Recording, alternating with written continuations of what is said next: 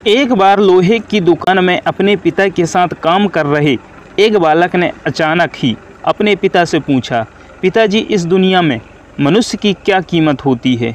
पिताजी एक छोटे से बच्चे से ऐसा गंभीर सवाल सुनकर हैरान रह गए। फिर वे बोले, बेटे एक मनुष्य की कीमत आंकना बहुत मुश्किल है, वो तो अनमोल है। बालक, क्या सभी उतने ही कीमती और महत्वपूर्ण है। पिताजी कहते हैं, हाँ बेटी। बालक के कुछ पल्ले पड़ा नहीं।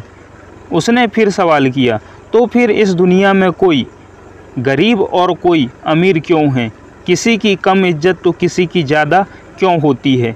सवाल सुनकर पिताजी कुछ देर तक शांत रहे और फिर बालक से स्टोर रूम में पड़ा एक लोहे का रॉड लाने को कहा। रॉड लाते ही पिताजी ने पूछा, इसकी क्या कीमत होगी। बालक कहता है, लगभग 300 रुपये। पिताजी, अगर मैं इसके बहुत से छोटे छोटे कील बना दूं तो इसकी क्या कीमत हो जाएगी।